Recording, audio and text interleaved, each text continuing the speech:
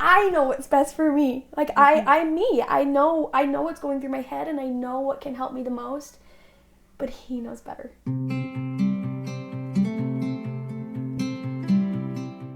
Okay. You guys. Oh, I was gonna say, and action. Action. I love it. Guys, we have a really cool guest here. Her name is Copeland. Isn't- She's so cute. Yeah. Look at her. Look at her. So adorable.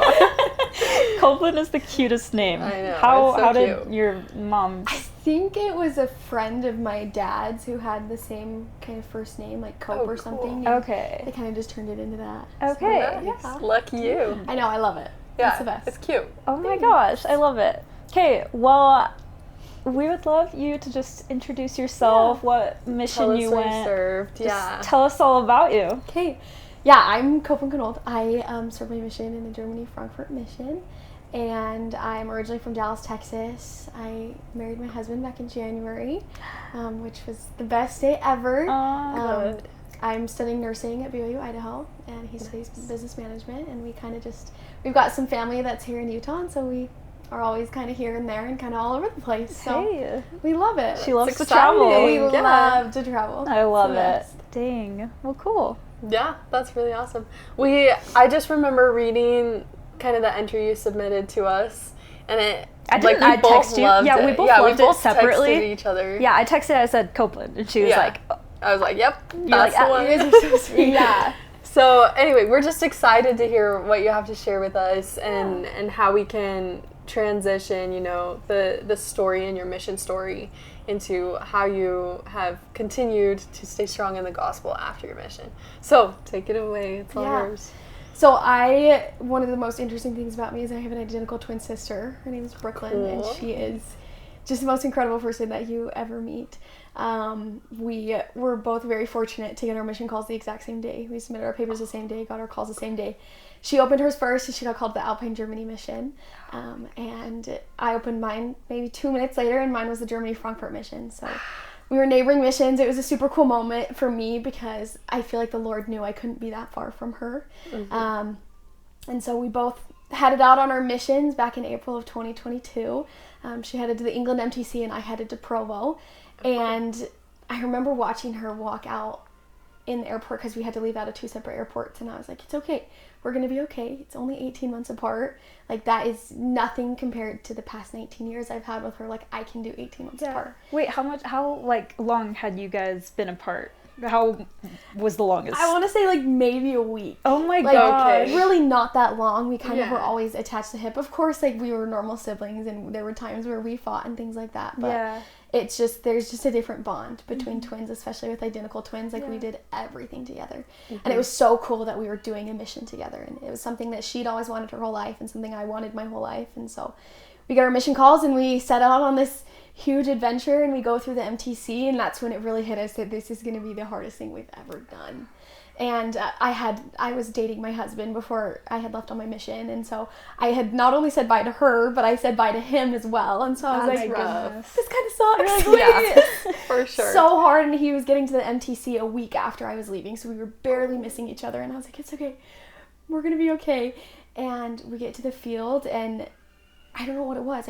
I got to the mission field, and I was like, okay, like, I knew the gospel and I had a testimony of the gospel, but this was way different than me reading my scriptures every day. This was way different than me, like, understanding the gospel topics and the principles. I'm now teaching people who have no idea what I'm talking about, and especially the German people who just aren't very receptive to it, and so we would knock and knock and knock and knock, and nobody would answer, and nobody would want to talk to us, and we would be on the streets and try to talk to people, and they're like, no, we have, like, no time. I'm like, I have all the time in the world for this. Like, what do you mean you have no time? Like, this 18 months is going to be so long. And I remember I prayed one night, and I was like, Lord, like, please just help me find somebody to teach. I just need one person. I'll stay if I can find one person. And we found one person.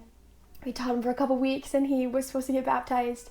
And the water was full. I was making banana bread in the kitchen with my companions, and she comes running up, and she's like, he's not coming. And I was like, what do you mean he's not coming? The water's full. Like, it's warm. He's ready to get baptized. And she was like, he's not coming. And all of our families were on the Zoom meeting, and I lost it. And I was like, okay, well, this is dumb. I was like, this is so hard. Nobody wants to listen to me. But I kept going back to my sister's doing it too. My twin sister is doing the exact same thing. She's in Switzerland. She's really not that far. And she's doing it just as well as I'm doing it. So we're fine. We can do it. And so I was really struggling with just talking to people and understanding the language, huge language barrier. And I remember getting a text from her on P-Day, and she was like, I haven't been feeling good. Like, I can't really keep anything down. I'm kind of throwing up a lot. I'm just kind of sick. And I was like, oh, bummer. Like, she's like, I had COVID a couple weeks ago. And I was like, oh man. And I was like, must be like a weird strain of like Switzerland COVID, because I was like, I've had COVID before. Like, I was okay. So Switzerland COVID. Yeah, I was like, it must be a different strand of it. And so she was super sick, but I didn't think anything of it. And I was like, yeah, no worries. Like, you'll be okay. Like, just go to the doctor if you need to, or go to like a pharmacy. And it didn't get any better. And I was seeing pictures of her, and she was rapidly losing weight. And I was like, oh my goodness, like, this is serious. And I remember talking to my mom, and I was always like trying to be strong on the phone with her. And I was like, I'm doing great. Germany's lovely. Everybody loves us here. It's great. Missionaries are so incredible out here, and Brooklyn's doing it too. And I have an older sister who's 18 months older than me, and she was serving in Rancagua, Chile at the same time too. So it was all three of us. I know, my poor mom. She was lucky you guys. So miserable. But all three of us were at the same time, so it just really felt like we had an army behind us, and we were all doing it at the same time. And so I was like, it's okay. Like, my older sister Addison, she's doing great in Chile, and my she's sick, but she's surviving in Switzerland. Like, we can all do this. And I remember getting on the phone with my parents, and my mom was like, it was okay to cry. It's okay to cry. And I was like, no, it's not. Like, I am so strong. I can do this. This is all I've ever wanted. Like, I am so strong. And I just, week after week, just crying and crying and crying. And I cried for about 6 months in the beginning of my mission. It was so hard. Yeah, that's rough. And I think it was one of the P-Days from my parents, and they're like, hey, Brooklyn's coming home. And I was like, great. Does she have like room in her suitcase? Like, I'm coming with her. Like put me in the suitcase. I am not staying. Like, especially because I kept telling myself, like, she's doing it too. Like, I can stay because she's staying. Like, if she can be sick and stay, like, I can do this. And then all of a sudden, that was gone. And I was like, awesome, well, then I'm gone too. Like, there was no reason for me to stay. So this was 6 months into your mission? This was about 4 or 5 months into my mission. Okay. And I was already struggling with my own mental health, and just, it's dark in Germany, and there's not a lot of sunlight sometimes, and nobody wants to talk to you. The board members don't even really have you over often either, and so... Isn't it like one of the hardest missions? One of the hardest missions. Oh, okay. And I was like, why me? What the heck? Like, what's happening? This is not me. I'm such a like bubbly, bright person that you sent me to like a really dark place, and nobody even wants to talk to us. And so my companions became my best friends that I still talk to this day. And I was like, hey, I'm okay. And then all of a sudden she's gone, and I was like, oh no. And I remember seeing like pictures of her when she got home, and I was like, that should be me. Like, I should be home with her, like helping her. And she had gone to doctors in Switzerland, and nobody could figure out what's wrong. She had dropped like 30 pounds before she left, and in the first 6 months of her mission. And so I was like, okay, That's well, my companion, my trainer, she looked at me and she was like, have you prayed about it? And I was like, well, yeah, of course I prayed about it. Like, but I never asked the Lord if I should stay. Like, I always just asked like for peace and comfort and like help, knowing that like she's gonna be okay. And I never asked if I should stay. And she was like, I think you should ask the Lord if I should stay. And I was like, no, because he's going to tell me I should. And I was like, and I am not staying. I'm not going to listen to I am not staying. I was like, I know if I ask, he's going to say that there's some reason for me to stay. And I was not doing it. And she was like, no, Sister Taylor, like, you have to stay. And I was like, okay. So she cleaned out our entire room. She's the sweetest girl. She cleaned out the entire room. And I went in there and I cried for about an hour. And then I prayed for about 20 minutes. And I sat there, and I just... the most overwhelming feeling of there's somebody here that needs you. And I didn't know who that was. I didn't know if it would be multiple people. I didn't know if it would be my sister or if it would be somebody. I didn't know who that was. And for me, I like to like know for a fact that something is true, you know? Like, I like to have the facts. I like to be able to read the scriptures and be like, no, this is what happened, you know? And so not knowing why I was staying in a really hard place was miserable. And I sat there and I was like, well, maybe he meant something else. And I'm sitting there and I'm like reading my scriptures. I'm like, what did he mean? What did he mean? And I'm going to read this scripture real quick. I came across this in Preach My Gospel, And it's in Doctrine and Covenants, section 31. And it's when it's revelation given to Joseph Smith about Thomas B. Marsh. And in verse 6, it says, "Behold, verily I say unto you, go from them only for a little time and declare my word, and I will prepare a place for them. Yea, I will open the hearts of the people, and they will receive you, and I will establish a church by your hand, and you shall strengthen them and prepare them against the time when they shall be gathered. Be patient in afflictions, revile not against those that revile. Govern your house in meekness, and be steadfast. Behold, I say unto you that you shall be a physician unto the church, but not unto the world, and they will not yet receive you. So go your way whithersoever I will, and it shall be given you by the Comforter what you should do, and whither you shall go. Pray always, lest you enter into temptation and lose your reward. Be faithful unto the end, and lo, I am with you." And so I'm reading this, I'm like, shoot. You're like, Dang it! what I'm staying. And I'm like, no. I'm like, I still have another year of this, and I'm staying. And I just, from then on, it was a fight every day to find the reason I stayed for that day. And so every day at the beginning of the day, I'm like, okay, I'm going to find a reason to stay. And by the end of the night, I told myself I had to have a reason to stay. Like whether it was a random man that told me he had no time, I stayed for him. I stayed for him because we never know when we come in contact with somebody, if that's the first time or the 6th time or the 8th time. Yeah. But me coming across him was one of those times. And so it was almost like a mindset shift. And I think that's what kept me there, because my sister's health continued to decline when she was home, and it got so much worse. And I would get on the phone with my parents, and there would be weeks where I couldn't talk to them because I knew that they were struggling watching their baby girl go through something really hard, and there was my other half of me was fighting for her life at home. And I was eating a croissant in the middle of the most beautiful place I've ever been. And so I'm like, I am so blessed, but at the same time, do I need to be there for her? Like, do I, genuinely, I knew I needed to stay, but at the same time, was it better for me to be there for her? And I remember praying that there would be something that would help her. And that's when she met her husband. And she met her husband at FSY, as they were both counselors. And I didn't know at the time that my answer to my prayer would be another human being for her. And that was also really hard for me, because I was like, shoot, now I have to share it too. I'm like, I gotta stop praying. Like, this is crazy. I was like, this is not helping. And he is one of the most incredible people, like the perfect match for her. And so I was like, okay, there's somebody else taking care of her, and I don't have to worry as much. Like, I can solely focus on my mission here in Frankfurt. And so I focused every day on my mission. Were there people that I watched this incredible transformation of them coming to know the gospel? No. Not really. No. Not really. There were a few that I still hold very dear and near to my heart, of people's conversion and their ability to come closer to Jesus Christ. That was very small and minuscule compared to all these crazy stories that you hear about missionaries baptizing nations. And that's what I thought I was going to do. I was like, I'm baptizing all of Germany. And I get there and I'm like, I baptize nobody. I'm baptizing nothing. Absolutely nobody. And so I focused every day on finding who it was I needed to find. And by the end of my mission, I realized that it was me. Like, I was the person I needed to find. My testimony was what I needed to find. My ability to trust the Lord through really, really, really hard times was what I needed to find through my mission. And I, towards the end of my mission president had me work with some of the other sister missionaries who were going through hard times. And I remember sitting on the floor of a kitchen in one of the very few church buildings in Germany, crying with another sister missionary. And she was like, I am going home. And I was like, no, you're not.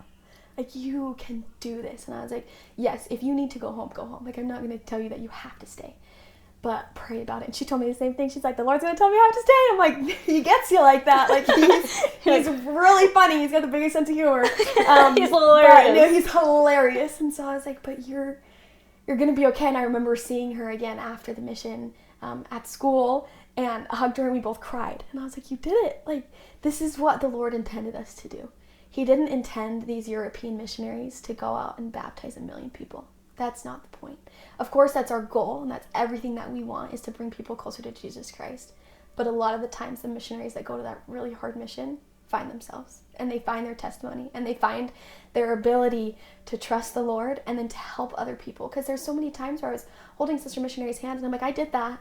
Like, we all did this. Like, I had a trainee one time, and we're on the street, and this guy looks her in the eyes and was like, I don't want to talk to you. You can't speak German. I want to talk to her. And he was pointing to me. And I was like, you're going to talk to her. Because this is how she is finding her ability to do hard things. And this is how she's finding her trust in the Lord when you don't want to talk to her, but she has something important to tell you. I don't know what it is, but I know that she has something important to tell you. So I just really focused on trusting that the Lord always knows better than I do. And that is so hard for me sometimes because I'm like, no, I know what's best for me. Like, I'm me. I know what's going through my head and I know what can help me the most, but he knows better. And so it was just this constant battle for 18 months of how do I turn this really hard time and something that is so horrible for my sister into ways I can help other people. And that's what I've done every day since I've gotten home from my mission. Is I've got more sisters at home who are like, I'm having a really hard time with this feeling and this feeling. I'm like, well, I felt all the feelings in Germany. I can help you. And so it's been so incredible to come home and realize that my mission didn't stop there. Although I took my tag off, it didn't stop. And it never will. And I will always have these experiences. And I look back in my journal and I cry because I'm like, somebody, like, sometimes I'm like, who hurt her? But it was just a hard experience. It was so hard. But I would never exchange it for anything. I would never wish that I didn't go through that because I wouldn't be the person I am today without it. And my sister's health, she's doing a lot better. She just gave birth to her beautiful baby niece a couple weeks ago. And she's just the most perfect thing in the world. And she's still struggles every day with this illness and the hard things that come with that. But watching her go through the hardest thing she's ever gone through in her life and then have this absolute miracle baby who she can't even eat half like anything my sister can't. And so for her to have this like 8-pound baby, I was like, how did you do that? Like you eat nothing. But the Lord knew that this was one of the things she needed. Like I remember holding her for the first time and I just sobbed. And I was like, she is the most beautiful thing I've ever seen. But it was the biggest testament that the Lord still provides miracles to this day. Like it was clearly a modern day miracle. And I saw that on my mission. My mission president was a doctor, and I feel like that was the biggest blessing I've had in like ever, because she was going through all these hard things and my parents were telling me what doctors were saying and I understood nothing. And so I'm talking to my mission president. I'm like, what does this mean? What does this mean? And he's like, it means this, this, and this. I'm like, okay, that makes me feel a lot better. And then there were times where he's like, hey, it does mean this, but there's other things they can do for it. And I'm like, okay. And so it was so helpful to have him. And I remember one time they were telling her that she needed to have a feeding tube placed through her belly button. And the doctor was just going to kind of do it. And the whole mission fasted for her, my entire mission. My mission president was like, we're all going to fast for Sister Taylor's sister. Like, she's got to have this intense surgery and put this tube in. And the doctor did an ultrasound and realized that her organs are kind of flipped inside of her. And so if he would have gone straight in and done it, like, he would have had to take all of her organs out and then put it in and then put all of her organs back in, and she wouldn't have made it. And so I feel like the power of the missionary prayers and the missionary fasting was like helping this doctor who wasn't a member of our faith feel like we need to do something different. We need to pivot. And I feel like all of our prayers and all of our faithfulness and everything helps guide these doctors who probably have no idea that could be helping them make these decisions, that is what's helping them. And so it's just so cool to see the power of the gospel works in ways that we don't hear about biblically. Like, we hear about these crazy miracles that Jesus Christ performs in the scriptures, and we don't see that as often here. And so I feel like sometimes it's hard, especially for missionaries going through a hard time, to see the hand of the Lord playing in their life and playing in their mission. And when you take a step back, that's when you realize, no, he did this, he did this, he did that. And I'm a super musical person, and I remember I was like, I have to put music back into my mission. And then my branch president came up and was like, do you want to be the word pianist? And I was like, yes, please. And I was the word pianist for like 6 weeks. And I was like, this is the way that the Lord showed me that he's watching out for me. And so it's like little things like that sometimes we don't notice, but they're always there. So I came home from my mission. My twin sister was healthy enough to fly back out to Germany and pick me up from my mission. Oh, cool. And we traveled my mission, and she cried meeting some of the people that I had taught and learned to love, because she was like, they needed you more than me. And I was like, but at sometimes I'm like, but I needed you more than they needed me. And she's like, but they didn't. Like, I didn't need you as much as they needed you. They needed your testimony. They needed your ability to sit there and say, life is so hard. But the hardness that we go through in our life compared to all of the amazing miracles that the Lord performs in our lives is so small. So just pushing through those hard times and pushing through to find those miracles, it takes so much humility to take a step back and be like, the Lord did that, I didn't do that. Like, 100%. That was not something that I physically could have done myself. Like, there's no way I would have been able to do that. And it's hard sometimes to be like relying on somebody else, especially on somebody that a lot of us don't have the strongest testimony in sometimes. Like, everybody's testimony is so different. And just understanding that although the Lord is something that we haven't seen, he's somebody that we hear, somebody that we feel, somebody that helps, somebody that wants to walk us through and cheer us on and go through these hard times. And missions are just incredible in their own specific way. There's people that were like, would you do it again? I'm like, I don't know. Just don't want to That's a tough one. I don't know if I would do that again, because I don't think I could get the same thing from it that I did when I was there. Yeah. Like, there's just so much that I needed to learn, so much that I needed to go through in order to then come home and help people. So it was the most incredible experience of my life, but I loved every second of it. That's incredible. So cool. I was just talking with my husband this morning, so this is funny that this is what this podcast is all about. But we were talking about trust in the Lord, just because it was part of our scripture study. And we were talking about why it's so difficult for some reason for the imperfect being to trust the perfect being, when it feels like God has no problem trusting the imperfect being. So it just feels like backwards almost, and why do we struggle so hard with that? So I love that you shared more about that, because I feel like it's such a real paradigm shift that we have to go through. And it's just insane. Like, it's just insane. So yeah. And going along with that, I think it takes a lot of trust from missionaries who go on a mission and they're told, find, teach, baptize, find, teach, baptize. And you get home and you say, no one entered the waters of baptism. I think it takes a lot of faith to be able to, say what you're saying right now. Like, I think it's like so perfect for especially, people who come home and they have such hard experiences on their mission, and then they don't see, people enter the waters of baptism. I guess what advice would you give to those people? I think one of the coolest things is when you open your mission call, the mission call is addressed to you. It's addressed to you as a person and as a sister missionary or as an elder. It's so specific to you. And so I think when we go out in the mission field and we are so focused on the numbers and how many people can I baptize, or how many discussions can I teach this week, or how many friends can I make this week, we're taking the personal out of it. Like, we're taking the gospel that we know and love completely out of it. And when we start focusing on lessons that are applicable to the person and topics that can help them throughout the rest of their life, that is when the wheels are going to start turning in their head. And they're going to realize this gospel isn't just about me entering the waters of baptism. It's about me, like, enduring to the end for the rest of my life. Because a lot of these people, I remember a few bits and pieces of my baptism day, but I was 8. Like, I don't remember the entire thing. And so if I was focused solely on what happened on my baptismal day, it kind of clouds everything else that comes after. Mm-hmm. And so I like to personally focus, especially when I was on my mission, studying for who I was about to teach.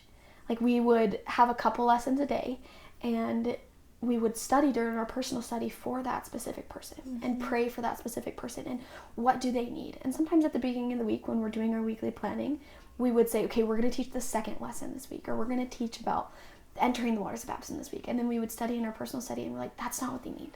They don't need that right now. They need the understanding that faith in Jesus Christ is key, and that's what they need to build upon.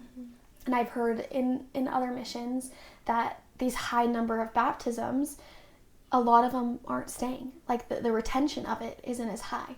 And I do know, as a personal note, like in the European missions, our retention numbers are higher because we don't have 1 million people entering the waters of baptism. Mm-hmm. We don't have, left and right, come to church. We got 20 million people coming to church on Sunday. We had one, mm-hmm. and that one person everybody can love. And everybody can put all of their time and their effort into that one person, including the Lord. Mm-hmm. And so I see the idea and the pull to wanting to baptize 1 million people. Mm-hmm. I see it. And I totally get that. And that is what I wanted when I left on my mission. And I came home from my mission and I realized that the gospel is so personal. Mm-hmm. And it's so incredible because you see in the scriptures all of these different prophets and all these things that we can learn from them. And we've got Nephi and all these people. But our story is so personal to us.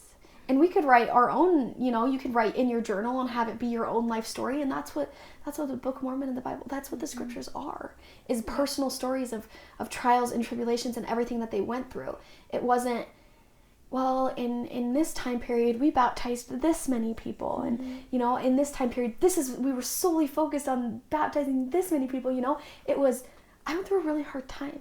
And the Lord just asked me to go build a boat. And I don't know how to build a boat. And there's things like that in the scriptures that are so applicable to our lives in different ways when you like mold it into how it can affect your life. It wasn't about the numbers. It wasn't about all of that. It was about finding ways to bring yourself and other people closer to Jesus Christ. Yeah. And so I think that's a focus that I know that the new Preach My Gospel focuses a lot on, is Jesus Christ and centering it around their testimony. Because once they have a testimony of it, there's nothing that can really help deny that testimony. Yeah. But if they're just focused on, well, we want to get them in the waters of baptism, where's their testimony? Mm-hmm. And of course they go hand in hand, and there are people who get baptized who stay members for the rest of their life, and that is incredible. But I think for missionaries, my biggest piece of advice would be focusing on your testimony and their testimony of Jesus Christ, so that they can, without a shadow of a doubt, know that this is the decision that they want to make, and that this is where they want to raise their kids, and where they want to talk to people on the street. If I feel like that was our biggest goal with people when we would teach people, is if somebody came up to them on the street and said, oh, I saw you walking into the Church of Jesus Christ of Latter-day Saints, how's it going? We would want them to say, I have never felt more peace. I have never felt more love. I have never found more truth. I have never, all these different things of how they felt. Not, well, I read in the scriptures this time that at the end of the Book of Mormon, that I'm supposed to pray and ask the Lord, and I will do that at some point. We want them to want to wake up and read the scriptures. We want them to want to pray about it, to know for a fact that this is the book that is so true, and that all of the truth that we have in the gospel is here. And so I think just focusing on those feelings, and I focus on my own feelings for a lot of my mission, was, what does this feeling mean, and where is it coming from, and how can I turn it into how it can best help me? So I think just trusting that the Lord will take care of his people. Mm-hmm. Does that make sense? Yeah, I love that. And honestly, I really do think that is a misconception. I think some, missionaries, they compare themselves to other missionaries from other missions, but there's a reason why we're so focused on the mission president's inspiration, because every mission truly is different. And there's a reason why we're focused on, the missionaries in their teaching areas, their inspiration, because it really is so individual. And kind of like what you were saying with the new Preach My Gospel, there's a reason why there's these differences. And I think especially, I think it's chapter 8 that talks about goals and plans. Mm-hmm. I think that's ultimately what we're aiming for. I work at the MTC helping the social media efforts of the mission, and something that I have to teach the social media leaders is about numbers. I have to teach them about numbers. And we look at this mission finding summary, we see all the numbers of okay, what percent of the media referrals that we've received, what percent are being taught, what percent are coming to church, what percent are being baptized. And something that I've learned, I have these 17 missions that I'm helping, and each mission, they have different numbers, but it doesn't matter because I see the efforts of, you know, the social media leaders and how they're helping their missionaries. And it's just so cool because it's like, when you look at the numbers, it helps guide inspiration, you know, because revelation or information really does bring about revelation. For sure. And, you know, I think about the New York mission. They find, teach, and baptize so many people. And it's like, they probably have a lot of people that do stay in the church, you know, but just because that mission is seeing so much success doesn't mean that Germany needs to see that much success, right? Like, it's like we all have the same goal of helping people on the covenant path, but just not letting that determine the outcome of your testimony. Right. If that makes sense. It doesn't, I love that because I feel like I listened to a talk while I was on my mission about comparison being the thief of joy. Mm-hmm. And it's funny that you mentioned the New York mission. That's where my husband served his mission. Okay. And I remember reading his emails and he's like, "Bye, I had 25 people come to church." I'm like, "Okay, block." I'm not reading Not your talking to emails you anymore. I'm like, and I would compare myself, and especially with my older sister serving in Rancagua, Chile, I remember hearing about her people coming to church too. I'm like, what am I doing wrong? Like, what am I doing that she's not doing? Mm-hmm. Nothing. I'm not doing, there's nothing that I could have done differently to get my numbers to be like her numbers, ever. It's because of the people. And it is so interesting to see the mission presidents because they go to they go to the MTC, they do the mission president training and everything, and they're hardcore like numbers, and then the mission president comes back and he's like, "Okay, these are the numbers we want." And I remember the first time my mission president came back from the European area meeting, he came back and he's like, "Okay, we want to baptize like 100 people this month." I'm like, "There's no way.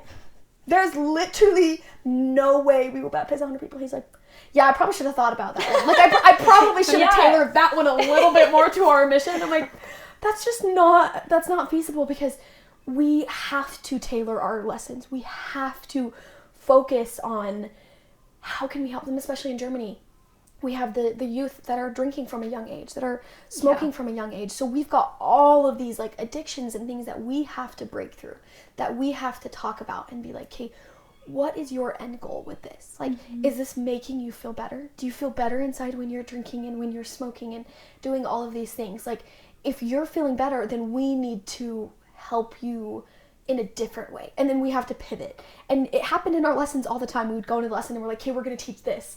And then they come and they're like, "I'm living with my boyfriend." And I'm like, "Okay, back up. We're actually going to teach something completely different. And we're going to talk about, we're going to pivot." And so we had to pivot every lesson.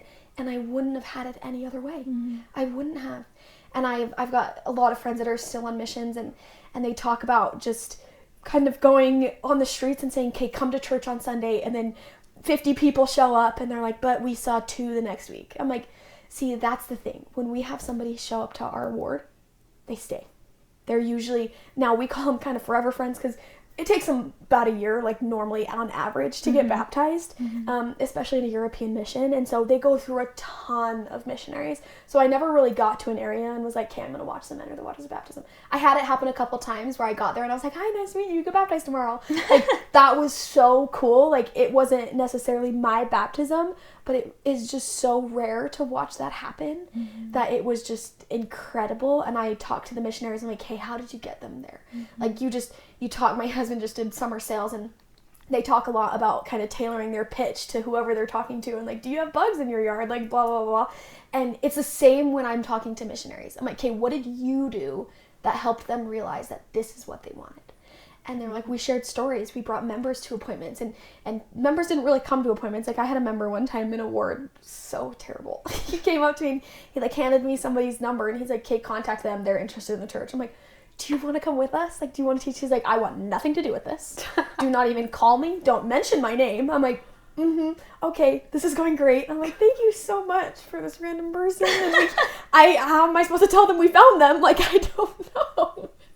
And so, like, that's what I was encountering every day. And so I would sit down and I'm like, "Hey, what can we teach them? What can we teach them?" And it just, I remember the first time we had to memorize the first vision. I remember saying it for the first time and that felt a little like ingenuine because I had it rehearsed.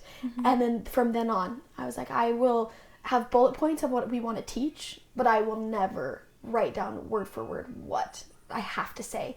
It never goes as planned. It like never ends up being the bullet points I want it to be. Yeah. And so I was like, if I felt like when I was doing bullet points, it gave the Spirit more time and more ability to kind of work through what I was trying to say. Yeah. And so I was able to be in tune with the Spirit a little bit more. And I'm like, okay, I've got these gaps. Please fill them in. And I never for once thought that the Spirit wouldn't ever fill it in. Like, I knew for a matter of fact there would be something that I would say that I never even thought about saying before. And so it's so cool when we let that comparison go and we focus on the fact that our mission call called us by name, and the First Presidency prays and prays and prays about where we should go. They could send you anywhere in the world, but they chose to send me to the Germany Frankfurt mission and set my mission president apart to then have the stewardship to call me to what area I needed to be in. I'm like, the Lord is so intertwined in this. No way I could sit here and be like, this was just by chance. It wasn't. It wasn't by chance that I was there, and it wasn't by chance that my sister got sick, and it wasn't by chance that I learned this, and this. It just wasn't.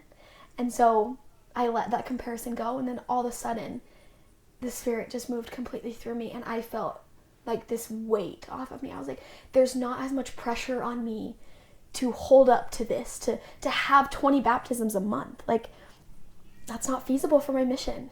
And knowing missionaries now in the Germany Frankfurt mission, I still work with sister missionaries in that mission and over Zoom and talk with them about how hard it is to be a missionary in that mission. And every first meeting I have with them, well, I have so-and-so's friend, my friend so-and-so is serving here, and they have this many baptisms. Shut it down. Like, do not compare yourself to other missionaries. We're teaching people, not lessons. Right. Yeah. Like, you are so unique, and the Lord knew that your personality, who you are, needed to cross paths with this person. Not so-and-so who's serving in Africa. You. And so just dropping that comparison and focusing on the fact that you were called here to teach these people. There's something in you that the Spirit, either the Spirit's talking to you about or something that you already know that this person needs to hear. And once that happens, you just take off. And I left my mission. I remember praying at the beginning of my mission. I'm like, please, I just want to be sad to leave. Like, I want to end my mission and be, like, sad. And I was distraught to leave my mission. Like, I saw that airport and I was like, oh, no. Like, I have to leave. Oh, and it's rough. I learned to love it. And if you would have asked 6-month-old Sister Taylor in the mission, no way would I have said that. I would have been like, peace out. Where's my passport? I'm swimming across the ocean. Like, there's no way that you would have kept me there. And so it's so incredible to watch what the Lord can do with imperfect people. It is so incredible because there's so much for us to learn that we don't know that we're going to learn. And then you learn it and you're like, how did I ever live without that? But welcome to mortal life. Like, that's just kind of how that works. Welcome to Earth. I know. It just is. It's so fun to wake up every day and to realize, like, there's something that the Lord needs me to do today. I don't know what it is. I don't know who he needs me to talk to. It might be me. I might be talking to myself. It might be my husband. It might be my sisters. It might be whatever. It might be me holding my niece is what needs to heal my heart. I don't know what it is. But there's always something the Lord has for us every single day. And it's so important to keep going. And there was some days where I was like, nope, I'm sleeping the whole day. Like, I am not getting out of bed. I was terribly depressed and super anxious. And that, I feel like that's a side of missionary work that nobody really talks about. Because we have a lot of missionaries that struggle with mental health in the field. It is something that you never really think will happen to you. And then it happens to you and you brush it off and brush it off and brush it off. And you're like, no, that's not me. No, that's not me. But sometimes it is you. And sometimes it is something that you need to reach out for help for. Whether that be you reach out to the Lord about it, you reach out to your mission president, you reach out to your parents. Like, it does not make you less of a missionary to ask for help. Ever. Because we learn that in the scriptures time and time and time and time again. When people ask for help and they pray about it and they're like, Lord, help me. Like, I'm here. Like, we see so many times where that situation could have gone completely differently. But they decided, I don't really like saying humble themselves because sometimes people think of being humbled as like something that's negative. And so kind of just like taking a step back and realizing that asking for help is not a bad thing. And it's not an embarrassing thing. And it's not a sad thing. It's help. That's exactly what it is. It's a strength. It shows so much courage to be able to ask somebody for help and to say, I don't know what I'm doing. Because the truth is, you don't know what you're doing. You just got on a plane and you're flying to a place you've never lived before. by yourself with another person that's like maybe a couple years older than you, or the same person. I'm like, I'm 12 years old, like, and my companion is just as immature as I am. Like, what are we doing out here? We're living on the other side of the country, from like literally on the other side of the world from my parents. And I'm like, yeah, I can do it. You don't know. Like, you don't know what you don't know, and asking for help is not something that makes you less than anybody else. Yeah.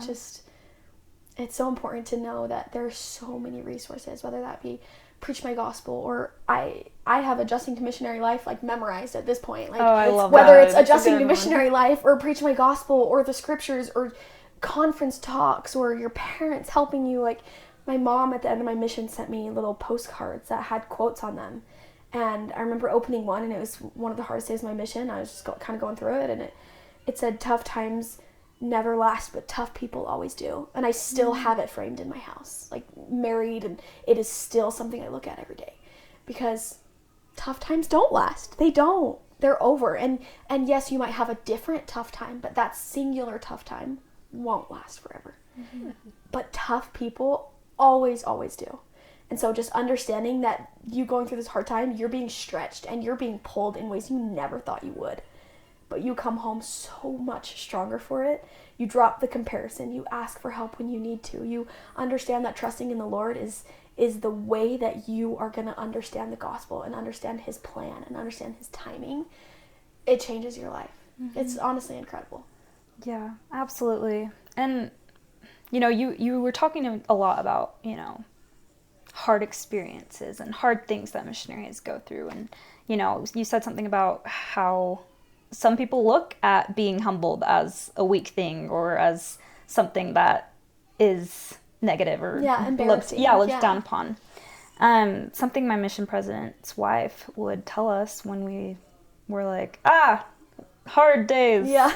She had this acronym for hard, and she would tell us to look at these days as humbling and refining days. Hard. Yeah. And I think that just goes, personally, just hearing your story, I feel like that's exactly what you did with the experiences that you had. You allowed them to humble you and refine you. And not only did you let it humble and refine you, but you took that and now you're helping other missionaries, other people that are going through that same thing. You're letting those experiences that you had shape you, but then also continue to help people who might be going through that same thing. And you have no idea the effects that that's having on them and the people that they're going to help because of that influence. And so really it's the ripple effect. Sister Corden has a talk about this. It's called Come Into Christ, But Don't Come Alone. Mm-hmm. And it's like, yeah, you're nodding, you know it. Listen to that one. It's a good one. It's a good one. It's really everything she's said, like in all her talks, honestly, have been so Christ-centered and about helping people. Like your first priority is how you can elevate yourself, and then elevating people with you. Mm-hmm. And even Sister Craven, she has, I'm pretty sure she's not in the presidency anymore. I don't think so. Yeah, I don't know. But she said this quote, and it says, "We are all about elevating others and lifting them to a higher and holier place." And that's like 100% what you have been talking about today, which is just, making sure that we elevate ourselves and come closer, like close that gap between us and the Savior. But when we do, we need to be reaching down and pulling everybody with us. Why do it alone? Yeah, what's the point? Exactly. And that like strengthens our support, and it allows us to be a support for other people. And so it's just that connection that you've been talking about that I think is so crucial to really understanding Jesus Christ and to helping that bleed into the lives of other people. So I appreciate you talking about this. This is really cool. Absolutely. Anytime. And I love your story. One other question I have. Before we started filming, you were talking about how you are doing nursing. You're majoring in nursing. And I feel like I took medical classes before, and that, like, there's a lot that goes into that. There's a lot of stuff. And so I have no doubt that that's probably, hard to study. With everything that you've shared with us, all of the principles that, you learned on your mission, how do you feel like you can apply those principles, or how have you applied those principles into your program, into nursing. And marriage as well, because Oh I my know a lot of our goodness, people yes. aren't married or Yes. are starting to get married. Yes. So I think from a career perspective, I feel like my nursing career has helped me have the smallest glimpse of the way that the Lord sees us. I am seeing my patients at the lowest of lows sometimes. And I've seen them go through the hardest things, and being able to have that eternal perspective and that idea of why are we doing this alone? How are we, like, what is the point in us doing this alone? And so being a nurse to me is understanding that I am helping people in ways that they didn't think they needed help. And even in my studies are miserable half the time, and I'm just hours and hours and hours and so many tests. And I get done with one and I'm like, okay, tough times never last, but tough people do, and that was really hard, and I don't really want to do this anymore. And just understanding that the Lord put me with this ability to care for people and to handle emergency situations in a calmly manner together at the same time. And 3 years ago, I never would have put those together. But then I come home from my mission and I pick back up my nursing career, and I realize they play hand in hand perfectly. Is understanding that He is so divinely connected and intertwined into our lives, into our situations, that there's been times where I'm praying and I'm like, do you know the answer to this question? Like, you are all knowing. Like, any chance you could help me? I'm like, I don't understand this. And just understanding that the gospel is a tool. It's not like our ride or die. It's a tool for us to understand that we get to take all of this information and make it our own, and apply that to our faith, and apply that to how we continue moving forward. And I've applied that a lot to my marriage as well. My husband and I have been together for a long time, and so there's definitely times where we have, like disagreements or something like that. And I think back to when I was in the celestial room praying about if He was the person that I should marry. And I think about the peace and the calm that I felt knowing that this was the person that the Lord intended me to spend the rest of my life with. And I think back to that and I realize all these little things, and you forgot to put the toilet seat down and you didn't clean up your dishes, literally don't matter, like, at all. And I think it's just this eternal perspective. And I'm definitely not perfect. Like, there's definitely not times where He's like, okay, well, you could have done that differently. I'm like, you're so right. Like, I totally could have. And so just understanding that it's not that serious. It's really not that serious. And all these little things, of course, there's big things that happen, and where are we going to go to school, and where are we going to move, and I need to be closer to my sister who's sick, and will you go with me? Like, can we be closer, and should we do summer sales across the country away from all of our families? Like, all of these big decisions happen, but the Lord is always at the center of it. He was at the center of my mission. He was at the center of my nursing career. He's at the center of my marriage. He's at the center of my family. He is everything. And His love is everything. And that love is so infinite, and you can feel it so strong sometimes, and you can feel it so light sometimes. But no matter what, it's always there. And so I think just understanding and knowing that the Lord's plan is so intricate that there's ways that you think that, oh, like in 5 years, this could be differently. And I think it's so funny sometimes knowing that the Lord already knows what's going to happen, that I'm like praying. I'm like, can you just tell me? Just like, tell me already. Like, I know you know. Like, please just tell me. I'm like, a type A. No, like that literally. too. I'm like, you know, like, why am I the one blindly following in the dark? That's the point, is to see, will you blindly follow in faith for the next couple of years? Like, well, I have my little sister who is the most amazing human. She is has to be planned. And she's, dating people now and kind of hanging out with people. And she's like, well, who am I going to marry? I'm like, only the Lord knows. She's like, He won't tell me. I'm like, clearly, like, if the Lord would just tell us, things would be a lot easier. But that's not the point. Like, there would be no point of coming to this earth if it wasn't hard, if it wasn't trying. And so, like, prayer is so helpful in my life, because I prayed about my career. What part of nursing should I be in? Where am I most useful? And I was an EMT right out of high school, and I remember riding on an ambulance in the worst moments of these people's lives. And I never think more clearly than I am in an emergency situation. And so I'm thinking about that, and I'm like, okay, well, that's a gift that the Lord gave me. A lot of people don't think like that. And then understanding that I want to be a tool. I want to help people. I've got so many people that they're like, you listen intently with your eyes, and that's what a nurse does. And I'm like, okay, well, clearly the Lord wants me to stay here, but what am I supposed to do? And then that's when prayer comes in. That's when faith comes in. That's when I worked at a psych hospital for a while, and I was there, and I was, seeing these boys go through the hardest times in their lives too, and being so lost and not understanding what's going on, and understanding that the Lord has a plan for them too. Although their plan looks different than my plan, looks different than your plan and your plan, the Lord has a plan, and it is so divine, and it is so intricate that we can't ever mess up. Like, there's nothing that we could do that the Lord doesn't already know we're gonna do. Like, he already knows that, maybe in 5 years I have a couple kids, or maybe in 10 years I'm no longer a nurse. Who knows, right? And that can be a little daunting. That can be a little scary sometimes. But just knowing that his plan is so incredible that we can't even comprehend how incredible it is. Like, I think it's so interesting that the human brain can't even, process, what would life look like not on this earth? Like, of course, we believe that there is a next life, and that we'll see our family again, and that we'll be with Heavenly Father, but what does that look like? And I sit in the temple in the celestial room, and I'm doing my endowment session, and I'm thinking about, the celestial world and celestial and terrestrial worlds, and I'm like, what could get better than this? It's like, this is incredible, and there's hard times, but I don't think those will go away. I think we'll continue to have hard times, because that is how we grow, and that's how we stretch, and that's how we learn. So I think it's such a mind game to be like, oh, what does it look like in 10 years? Well, that's kind of fun. Or what is it going to look like tomorrow? Like, I literally don't even know what I'm going to have for lunch today. And so it's just those little things that it's like, well, this is kind of fun.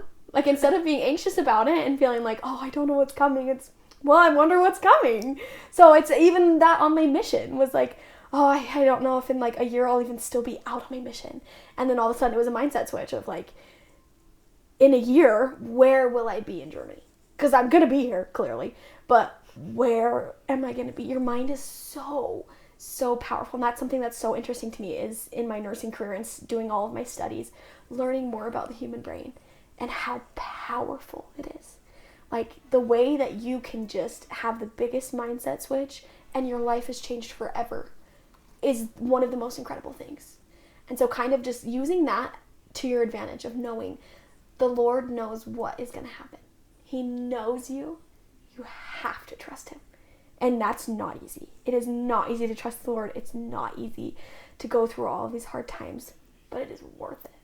And so it's this cool mind trick to just learn about mindset switches and praying about what career am I going to be in? Who am I going to marry? How is this applicable in my marriage? And there's definitely times where something hard happens, and every once in a while I'll have a complete trauma response for what happened in my mission, and my husband's like, okay, how can I help?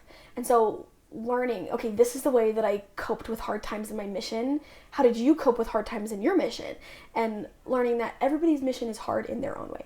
Everybody's mission is hard. It's not easy. You could have a nice mission where it seemed easy, but you're still away from your family. It's still hard. You still miss people. You miss things.